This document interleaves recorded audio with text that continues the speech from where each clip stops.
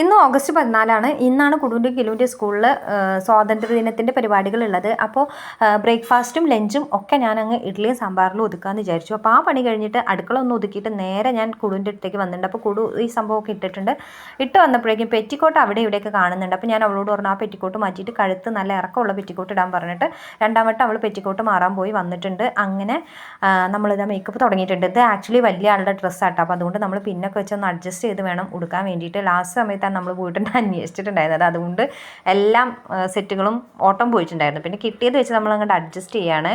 അതുകൊണ്ട് തന്നെ ഉള്ള പോലെ ചെയ്യുകയാണ്. അപ്പോൾ കിലുവിന് വേഗം ആദ്യം ചെയ്യണമെന്ന് പറഞ്ഞിട്ട് കിലു തെറ്റി വന്നിരിക്കുന്ന അപ്പം നിങ്ങൾ കാണുന്നത്.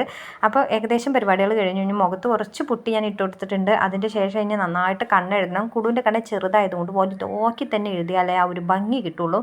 അത് കഴിഞ്ഞ് ഞാൻ പുരികനും എഴുതി കൊടുത്തു. പുരികത്തിൻ്റെ മേലെ ഇച്ചിരി പൗഡറൊന്നും ജസ്റ്റ് ഒന്ന് ഇട്ട് കൊടുത്തു, വേർക്കുമ്പോൾ സ്പ്രെഡ് ആവണ്ടെന്ന് എഴുതിയിട്ട് പിന്നെ ഐ ഷാഡോ ഇട്ട് കൊടുത്തു, പൊട്ടിട്ട് കൊടുത്തപ്പോൾ എനിക്ക് അത്രയും ഭംഗി തോന്നാത്തത് കൊണ്ട് ഞാൻ പൗഡർ കലക്കിയിട്ട് ഇങ്ങനെ ചെയ്ത് കഴിഞ്ഞു. കണ്ണിൻ്റെ ആ സൈഡിലും കൂടെ ഇട്ടപ്പോൾ എനിക്ക് ഓക്കെ ആയിരുന്നു കേട്ടോ.